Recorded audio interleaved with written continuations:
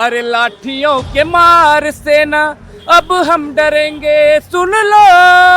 लाठियां है, FIR है, jail है। और आप इस समस्या का निराकरण कर दीजिए। अभी भी मैं माननीय मुख्यमंत्री को कह रहा हूँ, सरकार को गोली चलाना हो, लाठी चलाना हो, बम चलाना हो, चलाए। मैं आपके चैनल के माध्यम से कह रहा हूँ कि हजारों बहनें जरूर पहुंचेगी इस भाई। बिल्कुल, हम आज ही बात हुई मेरी माँ से, मेरी माँ रोने लगी कि या 15 दिन बाद जब मेरे ऑर्गन्स फेलियर्स के जब मैसेज आने लगेंगे, चेकअप होने लगेगा तो क्या नमस्कार, हमारा नाम है समरीन और आपने देखना शुरू कर दिया है खबर अनफिल्टर्ड। देखिए, हम आपको बता दें कि ये है शिक्षा सत्याग्रह 2.0 और इसकी ये अनोखी तस्वीर आप देखिए। आप इस फ्रेम को अच्छे से देखिए। देखिए, इस फ्रेम में आपको एक तरफ छात्र नेता अभ्यर्थी भी नजर आ रहे होंगे, तो वहीं आपको दूसरी तरफ यहाँ पर टीचर्स भी नजर आ रहे होंगे, गुरु भी नजर आ रहे होंगे। देखिए, कहा जाता है कि जब जब बच्चों पर मुसीबत आती है, जब जब बच्चे परेशान हो जाते हैं, तो गुरु भी खुद को रोक नहीं पाते हैं और मैदान में अभ्यर्थियों के समर्थन के लिए उतर गए हैं। टीचर्स भी इस फ्रेम को आपने देखा है, लेकिन सबसे पहले हम अमन से आज बात करेंगे, क्योंकि हम बता दें कि अमन ने आमरण अनशन की शुरुआत कर दी है। सबसे पहले तबीयत कैसी है? बहुत अच्छा, चुस्त तंदुरुस्त। और मुझे लगता है कि 13 सूत्री मांग जब तक नहीं मान ली जाए तब तक मैं ऐसा ही रहूंगा। कल भी हम आएंगे, परसों भी आएंगे, क्या यही जवाब मिलेगा हमें? बिल्कुल। चुस्त तंदुरुस्त। देखिए, एक बात है, शरीर है ना, एक समय के बाद थकेगा, लड़खड़ाएगा, आवाज बोलिए लड़खड़ाएंगी। लेकिन मैं बार बार कह रहा हूँ कि सरकार ऐसा नौबत नहीं आने दे तो ही उचित रहेगा। हम उनके बच्चे हैं, हमने उनको वोट दिया है, हमें उनमें कोई ज़्यादा फर्क नहीं है। वो हमारे लोग हैं, अंग्रेज नहीं है। जब महात्मा गांधी का सबसे बड़ा हथियार आमरण अनशन रहा अंग्रेजों के एक शासनकाल में, आज हम उन्हीं के बताए हुए रास्ते पे बैठे हुए हैं, क्योंकि हमें पता है जब अंग्रेज महात्मा गांधी से आके मिल सकते हैं, बात कर सकते हैं, तो ये तो हमारे अपने बीच के लोग हैं, हमारी चुनी हुई सरकार है, हमसे क्यों नहीं बात करेंगी। मुझे उम्मीद है कि हमारे 13 सूत्री मांगों पर जरूर विचार किया जाएगा। क्या लगता है गुड न्यूज कब तक मिलेगी अमन, क्योंकि खूब पॉजिटिव हैं आप? लेकिन इसके साथ ही अगर हमारी मांग नहीं मानी गई, तो मैंने कल भी जो शब्द बोला था आज मैं दोहरा रहा हूँ और एक और शब्द जोड़ूंगा कि अगर हमारी मांगे ना मानी जाए तो जब 10 दिन बाद या 15 दिन बाद जब मेरे ऑर्गन्स फेलियर्स के जब मैसेज आने लगेंगे, चेकअप होने लगेगा तो क्या बोल रहे हैं आप? क्योंकि देखिए क्या होता है ना कि जब पहले से मेंटली प्रिपेयर्ड आप रहते हैं तो इन चीजों से भय नहीं लगता है, डर नहीं लगता है। माँ पहुँच जाएंगी आपके? बिल्कुल, हम आज ही बात हुई मेरी माँ से, मेरी माँ रोने लगी क्योंकि बहनें राखी रक्षाबंधन पे सोच रही थी कि राखी बांधेंगे अपने भाई के कलाई पे।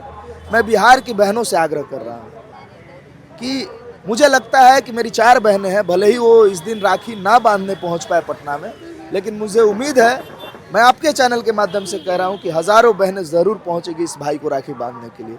मुझे कहीं भी दोराया नहीं है कि मैं कहीं जिद करने लगेंगे कि भैया हमें एक ही तोहफा चाहिए और वो तोहफा ये चाहिए कि आप अपनी जिद छोड़ दें। देखिए, मैं उनसे यही कहूँगा कि मैं अपना जिद छोड़ दूंगा। आपके भाई सम्राट चौधरी जी भी है इस राज्य के मुखिया, उनके कलाई पे राखी मान के हमारे 13 सूत्री मांग का मान लीजिए और हमें कुछ नहीं चाहिए, हम समझेंगे वही हमारे लिए उपहार है। लेकिन समरीन जी, सबसे बड़ा बात मैं ये कहने जा रहा हूँ कि माननीय सम्राट चौधरी से मैं आग्रह कर रहा हूँ, हमारे देश के मुखिया, अपने राज्य के मुखिया से मैं आग्रह कर रहा हूँ कि भैया जब हमारा शरीर लड़खड़ाने लगे कि हमारी सांसें अब थमने वाली है, तो प्लीज़ किसी भी तरीके का मेडिकल सुविधा मुझे उपलब्ध मत कराना। संविधान में दैहिक स्वतंत्रता है, अगर आप मुझे बचाना चाहते हैं और मुझे आमरण अनशन से उठाना चाहते हैं तो मेरे 13 सूत्री मांगों पर बैठ के विचार कर लिया जाए। मैंने कल भी कहा था कि उसमें हम भी थोड़े झुक सकते हैं, थोड़े आपको भी झुकना पड़ेगा, लेकिन समझौता नहीं होगा और उसको मान लीजिए। उसके साथ ही आपने कहा मैं कल भी आऊँगी, परसों भी आऊँगी, लेकिन एक दिन ऐसा होगा कि हो सकता है मैं इस माइक और कैमरे पर बोल ना पाऊँ, तो मैं आखिरी शब्द कह रहा हूँ जो मेरे शब्द होंगे कि अगर मैं बच गया तो अच्छी बात है, लेकिन मर गया तो मैं आपसे वादा करता हूँ बिहार की राजधानी पटना के गर्दनी बाग से पूरे देश में इनकलाब आएगा। पूरे देश में इनकलाब आएगा। गुरुजी आप भी पहुंच गए। सबसे पहले तो आपकी तबीयत अभी भी हमको ठीक नहीं लग रही। तबीयत मेरी खराब है बेटी, लेकिन सबसे बड़ी प्रॉब्लम ये है कि चाहे AEDO की परीक्षा हो, उसमें धांधली हुई, आपने खुद उसको कवर किया था। आपको BPSC में जिस तरह की गुंडागर्दी हुई, फर्जी को टॉपर बना दिया गया, थर्ड टॉपर बना दिया गया। उसके बाद दरोगा परीक्षा में धांधली हुआ है। उसके बाद CGL 4 में बार बार आप कवर करते आइए, CGL 4 का कोई सूचना नहीं है। 3 साल हो गया BSSC इंटर स्तरीय, उसमें कोई सूचना नहीं है। 18 साल से लाइब्रेरी का कोई सूचना नहीं है। तो ऐसी परिस्थिति में जब बच्चे बेचारे रोड पर बैठे हुए हैं, भूखे प्यासे हैं, तो मुझे बर्दाश्त नहीं हुआ। हालांकि मैं कल ही हॉस्पिटल से आया हूँ, लेकिन हमको पता चला कि नहीं, अगर बच्चों की समस्या है तो ऐसी परिस्थिति में मेरा जाना जरूरी है, और उसी क्रम में मैं चला आया। और हमको बच्चे बता रहे हैं कि यहाँ पर आकर आप जिद करने लगे, गुरुजी आप जिद करने लगे कि हम भी आमरण अनशन पर बैठेंगे। ये कैसी जिद है? तबीयत देखिएगा कि आप भी बच्चे बन जाइए। नहीं, बच्चे नहीं, बच्चों की हम अमन बेटा मेरा बैठा हुआ है अंधन पर, तो मैं भी अंधन पर जा रहा था। तो रामांशु सर, अनुज, अमन, इन सब लोगों ने जब जीत किया कि नहीं आप नहीं जाइएगा, तो फिर अभी तक तो रुके हुए हैं। लेकिन अगर इन लोगों की मांग नहीं मानी गई तो मैं मर जाना पसंद करूंगा, लेकिन सरकार के सामने हम लोग झुकेंगे नहीं। और सरकार चूंकि लोकतांत्रिक सरकार है, वैसी परिस्थिति में बच्चों की समस्या का निराकरण होना चाहिए तो होना चाहिए। हर परीक्षा में धांधली आपने जितना कवर किया है, जिस अवस्था में जाके आपने तो न केवल शिक्षकों का कवर किया है, बल्कि आप लोग अपने मंत्री से भी, शिक्षा मंत्री से बार बार आपने उनका इंटरव्यू लिया है। तो हर परीक्षा में धांधली, हर परीक्षा में क्वेश्चन आउट करना, यानी कि गरीबों के लिए कुछ रह नहीं गया है। तो वैसी परिस्थिति में हम लोग शिक्षक रह के ही, मैं और रामांशु दोनों आके बच्चों के साथ हैं, और जरूरत पड़ी तो हमेशा साथ है। अगर उससे भी ज़्यादा कुछ नहीं हुआ तो हम लोग रोड पर उतरेंगे। सरकार को गोली चलाना हो, लाठी चलाना हो, बम चलाना हो, चलाए, लेकिन यह रोड पर उतरने वाली बात बिल्कुल मुझे याद है गुरुजी, मैं जब भी आपसे बात करती हूँ आप कहते हैं कि अगर मुख्यमंत्री ने ये काम कर दिया तो लव यू बोलेंगे। तो क्यों नहीं मुख्यमंत्री जी से मिल रहे हैं? मुख्यमंत्री जी से हम लोग ने बात किया है, मैंने तो स्पेशली बात किया है, लेकिन उन्होंने कहा कि कुछ इसमें असामाजिक तत्व है। मैंने कहा कि अगर भैया ये सब असामाजिक तत्व है तो मैं असामाजिक तत्व का मेन व्यक्ति हूँ, और आप इस समस्या का निराकरण कर दीजिए। अभी भी मैं माननीय मुख्यमंत्री को कह रहा हूँ कि ये सब पेपर आउट होना बंद कर दें। ADO का परीक्षा एकदम शांत बढ़िया से लें। BPSC के मनु भाई परमार को बाहर करें, आपको BSSC के अध्यक्ष को बाहर करें, उसके दरोगा भर्ती बोर्ड और सिपाही भर्ती बोर्ड के अध्यक्ष को बाहर करें। तो आज भी उनके लिए आई लव यू करने के लिए हम तैयार हैं। आज भी आई लव यू करने के लिए तैयार है। फिर से एक बार गुरुजी का वही पुराना तेवर दिखा है। रमांशु सर भी यहाँ पर आ गए।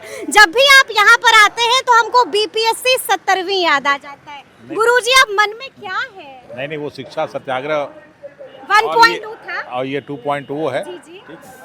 देखिए, बच्चों की जो मांग है वो सिर्फ यही है कि परीक्षा को पारदर्शी तरीके से कराया जाए, कैलेंडर को फॉलो किया जाए और मेहनती और ईमानदार बच्चों को लिया जाए। यही 3 में मांग है। अब उसके लिए बिहार में जितने भी भर्ती आयोग हों, चाहे BPSC हो, चाहे बिहार SSC हो, चाहे बिहार पुलिस भर्ती आयोग हो, जो भी हैं, सिविल कोर्ट और सारी चीज़ में हर जगह भ्रष्टाचार व्याप्त है। गलत तरीके से बच्चों को लिया जा रहा है। पेपर कराने में कई प्रकार की अनियमितताएँ बरती जा रही हैं। तो ये तो सरकार को स्वयं करना चाहिए, हम लोग को उसको मांग नहीं करनी चाहिए। ये सरकार को स्वयं करना चाहिए कि एक भर्ती आयोग, अगर देखिए चुनाव आयोग में समस्याएं होती तो सारे नेता एक साथ हो जाते हैं। अगर चुनाव में कहीं प्रणाली में कहीं कुछ गड़बड़ हो तो सारे नेता एक साथ हो कहते हैं नहीं इसको सुधार होना चाहिए। परिसीमन से लेके और जो है सीट बढ़ाने की बात संसद में हो रही है, क्योंकि वो नेताओं से जुड़ा हुआ है। तो ये बच्चे भी तो नेताओं के ही बच्चे हैं। सारे नेता तो अपने आप को गरीबी कहते हैं, ये भी सब गरीब के बच्चे हैं और किसी अन्य राज्य के बच्चे नहीं, यहीं के बच्चे हैं ना। तो अगर आप गार्जियन होकर उनकी बात नहीं सुनेगा तो कौन सुनेगा? अब इसलिए हम तो इनके गार्जियन ही हैं, तो इनके सुख दुख में साथ हैं। तो क्या यहीं पर आप लोग भी देखिएगा? देखिए, अभी तो हम लोग को ऐसा कुछ नहीं कहा गया, क्योंकि अभी अमन जो है आमरण अनशन में बैठ रहा है और सारे छात्र। आपने समझाया नहीं? कैसी बात कह रहा है अमन? देखिए, कह रहा है मेडिकल फैसिलिटी नहीं चाहिए, मर जाए तो मरने दीजिए। देखिए, जब कोई बच्चा अपने गार्जियन से नाराज होता है तो सारी बातें कहता है, लेकिन गार्जियन का भी ये धर्म होता है कि बच्चे की नाराजगी को दूर करें। हम उसको समझा सकते हैं अच्छे, लेकिन उनके गार्जियन, वो नेता भी तो बैठे हुए हैं बगल में ही। गर्दनी बाग कोई बहुत दूर नहीं है, यहीं से 100 मीटर की दूरी पे विधानसभा भी है और यहीं से 100 मीटर की दूरी पे सारे जो है नेताओं का आवास भी है। तो उनके तक आवाज़ तक नहीं जाती है, उनको नहीं मालूम कि क्या हो रहा है, पेपर नहीं पढ़ते, सोशल मीडिया नहीं देख रहे हैं। तो उनको आते, उनके प्रतिनिधि यहाँ बात करते और समस्याओं को समाधान के रूप में आगे कदम बढ़ाते। तो क्या आप लोगों ने, आप शिक्षकों ने नहीं सोचा है कि एक बार फिर से मुख्यमंत्री से मुलाकात की जाए? बिल्कुल हम लोग सोचे हैं, लेकिन फिलहाल अमन जो आमरण अनशन बैठा था, हम लोग को बर्दाश्त नहीं हुआ क्योंकि अमन की तबीयत खराब थी। तो वैसी परिस्थिति में हम लोग ये देख ले, 1-2 दिन देख लेते हैं, अगर नहीं तो हम लोग माननीय मुख्यमंत्री से मिलने जरूर जाएंगे और निश्चित रूप से उनसे ये बात रखेंगे। बात रखेगा तो क्या ये आंदोलन और बड़ा होगा? बड़े बड़े शिक्षक भी आएंगे बाहर से। अब जो बाकी शिक्षक हैं उनकी जिम्मेदारी तो उनकी है। हम लोग चूंकि यहाँ आना था और हम लोग हमेशा देखा नहीं गया बच्चों को। नहीं, कभी भी ऐसा होता है तो इनकी एक आवाज पे हम लोग चले जाते हैं। लाठियां भी खाई हैं, कहाँ छुपा हुआ है? लाठियां हैं, अभी बाकी तो नहीं रह गया है, लेकिन समस्या ये है ना यानी कि जंतर मंतर बनाने की तैयारी है क्या? नहीं, जंतर मंतर में भी इससे बड़ा काम जंतर मंतर में नहीं हुआ है। जितनी लाठियां इस गर्दनी बाग के आसपास के एरिया पे बच्चों ने खाई हैं 17वीं, आप देखिए कि जब जंतर मंतर पे वो कमजोर होने लगे तो उन्होंने कहा बिहार यूपी के बच्चों को बुलाया और स्पेशली बिहार के बच्चों को बुलाया। तो ये जो आंदोलन की एक सिलसिला की शुरुआत है वो गर्दनी बाग की भूमि से उठी थी, जो जंतर मंतर पहुंची थी। हमें जंतर मंतर नहीं बनाना है गर्दनी बाग को, बल्कि उन्होंने जंतर मंतर को गर्दनी बाग बनाया था, तो इसलिए जंतर मंतर को गर्दनी बाग बनाया था। बिल्कुल बिल्कुल। अनुज, आप भी हैं यहाँ पर, दोस्त आमरण अनशन पर बैठ गए। बहुत आज बुरा लग रहा है मैम। मैंने बहुत समझाया कि आमरण अनशन पर मत बैठो, सरकार सुनने वाली नहीं है। सरकार तुम मर भी जाओगे तो नहीं सुनेगी, लेकिन इसने ये जिद कर लिया है कि अगर मेरी शहादत से इनकलाब आएगा तो हम लड़ेंगे। बहुत दिन से सरकार से विनती कर रहे थे कि आप आकर हमसे मिलिए, क्योंकि आप वोटिंग के टाइम में हम लोगों को ढूंढ लेते हैं घर से भी। आज अगर आपको हम बुला रहे हैं तो कम से कम आकर हमारी मांगों को सुनते, जो जायज़ मांगे हैं लगता तो उनको मानते, अमेंडमेंट करने की ज़रूरत होती तो अमेंडमेंट करते, लेकिन ये लोग नहीं सुनने वाले हैं। बयानबाजी करते हैं, बात चेंज करते हैं, कहते हैं हमें समय नहीं दिया गया। अरे समय तो आपको हम देते हैं। मैं क्या कहता हूँ? मैं ये कहता हूँ कि एक समय सीमा होनी चाहिए, निर्धारण होना चाहिए कि कब एग्जामिनेशन होगी, एग्जाम का कैलेंडर जारी होना चाहिए और सख्ती से पालन होना चाहिए। कैलेंडर जारी करते हैं, एग्जाम ना समय पर होता है, एग्जामिनेशन लेने के बावजूद क्या अलग बेबसी है, अलग पीड़ा है। लेकिन जब भी हम अनुज से बात करते हैं तो लोग हमारे कमेंट में लिखता है कि क्या अनुज भाई ने फिर से कोई कविता लिखी है? जी, फिर हम तो हमेशा लाठियों पर ही लिखते हैं, तो लाठियों पर सुनाते हैं। अरे लाठियों के मार से ना अब हम डरेंगे, सुन लो जब तक आस है सांस लड़ेंगे। लाठियों के मार से ना जब जब पानी बरसाओगे, वाटर कैनन तुम ले आओगे, बन के फौलाद हम तब तब मिलेंगे। सुन लो जब तक आस है सांस लड़ेंगे, लाठियों के मार से ना। तो जितनी लाठी चलाना है वो अगर कह दे तो एक लाठी का बना दे कि छात्रों को पहले लाठी मारेंगे, भर पेट लाठी मारेंगे, वैकेंसी देंगे, तो बताइए हम लोग कतार में खड़े हो जाएंगे? लाठी खाने को तैयार, कतार में खड़े हो जाते हैं।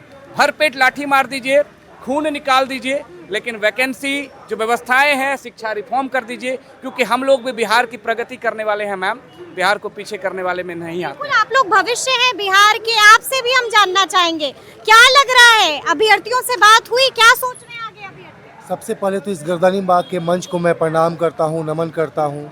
उन तमाम छात्रों से मैं निवेदन करता हूँ हाथ जोड़ के, जो 17वीं बीपीएससी में लाठी खाए, जो 1799 मेंस का एग्ज़ाम दिए।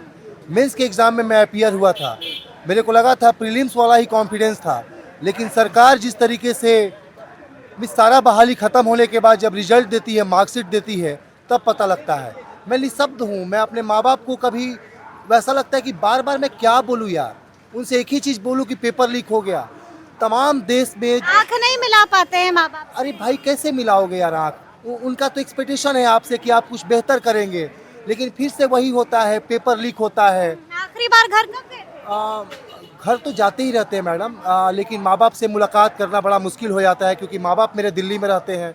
मेरा घर जो है आरा में है, ठीक है, और आरा आना जाना, यहाँ पे छात्रों के पास आना, इस तमाम तरह का जो मुश्किल का सामना करना पड़ता है, जो हम लोगों को मैडम बहुत ही कठिनाइयों का सामना करना। सरकार से क्या कहेंगे? सरकार से एक ही चीज़ बोलेंगे कि देखिए, बिहार के माननीय मुख्यमंत्री सम्राट चौधरी जी गमछा देख के अपराधी, सेमी इनकाउंटर, फुल इनकाउंटर, इन सभी शब्दों को हटाएं और बच्चों का जो पेपर करा रहे हैं, यूनिवर्सिटी बनाना बंद करें। जो यूनिवर्सिटी बना है वहाँ के बच्चे अच्छे से पढ़ ले, जो बहाली निकालते हैं उसका पेपर लीक ना हो। अरे भाई, मिथिलेश तिवारी जी जो हमारे शिक्षा मंत्री हैं, वैसा भी तो हम लोगों ने कोई मिस्टेक नहीं किया है कि जब जब आप नोटिफिकेशन निकालेंगे तब क्या क्या होगा, बच्चे पेपर देने जाएंगे, पेपर लीक हो जाएगा। यानी कि गुस्सा बहुत है, गुस्सा बहुत जी बिल्कुल, विद्यार्थियों में गुस्सा है और ये आज आंदोलन का 5वां दिन है। 5 दिन से हर विद्यार्थी यहाँ बैठा हुआ है। हम भी 5 दिन से, हम शिक्षक हैं और विद्यार्थियों के साथ लगातार जुड़े हुए हैं और ये पीड़ा देख पा रहे हैं। बच्चे सड़क से लेकर सदन तक बस एक ही मांग कर रहे हैं और ये मांग क्या है? पेपर लीक रोक दीजिए। जो जायज़ है, परिश्रम करके जो गरीबी से निकल के जो बच्चे आ रहे हैं, दिन रात एक करके पढ़ाई कर रहे हैं, उनको उनका हक मिले। आगे अभ्यर्थी क्या कुछ करने का मन बना रहे हैं? देखिए 5 दिन बीत चुका है, सरकार आज तक एक बार भी सूद लेने नहीं आई। मार्मिक संवैधानिक आंदोलन चल रहा था, आज जाकर हमारे बीच के साथी भूख हड़ताल पे बैठने को मजबूर हैं। तो सरकार से बस यही मांग है कि जो 13 सूत्रीय मांग है, पेपर लीक से लेकर भर्तियों में जो धांधली होती है, परीक्षा की तिथि आती है, वादे किए जाते हैं। अभी आपने TRE 4 का देखा, केवल तारीखें मिली, आश्वासन मिला, पर हकीकत कुछ नहीं हुआ। यानी कि एक वार्ता के लिए बुला लीजिए हुजूर। बिल्कुल बिल्कुल, वार्ता के लिए बुला लीजिए। अमन है, अनुज है, इन सबसे बात कीजिए। ये पूरे बिहार के विद्यार्थियों की बात आपसे करना चाहते हैं। वो 13 सूत्रीय मांगों पर विचार कीजिए, बच्चों को उनका हक दिलाइए। बच्चों को उनका हक दीजिए। तो अब देखना होगा कि आगे आगे क्या कुछ होता है, लेकिन इस फ्रेम को एक बार फिर से देखिए। ये फ्रेम काफी अनोखा है। यहाँ पर आपको सिर्फ बच्चे नहीं दिखाई देंगे, सिर्फ अभ्यर्थी नहीं दिखाई देंगे, बल्कि शिक्षक भी नजर आ रहे होंगे। हमने पहले ही कहा है कि जब जब आपदा बच्चों पर आएगी, जब जब तकलीफें बच्चों को दी जाएगी, तो शिक्षक भी बैठे नहीं रहेंगे, मैदान में आ जाएंगे और मैदान में आ चुके हैं। तो अब देखना होगा कि सरकार इनकी मांगे कब तक सुनती है। तो फिर ये पूरी बातचीत और ये पूरा वीडियो आपको कैसा लगा है, कमेंट करके हमें ज़रूर बताइएगा। तो ऐसे तमाम अपडेट्स के लिए बिल्कुल ऐसे ही हमारे साथ बने रहिएगा और देखते रहिएगा खबर अनफिल्टर्ड। यदि अब तक आपने हमारे चैनल को सब्सक्राइब नहीं किया है तो फिर झटपट कर लीजिएगा और फेसबुक पर भी हमें फॉलो करना हरगिज़ नहीं भूलिएगा। बहुत शुक्रिया आपका।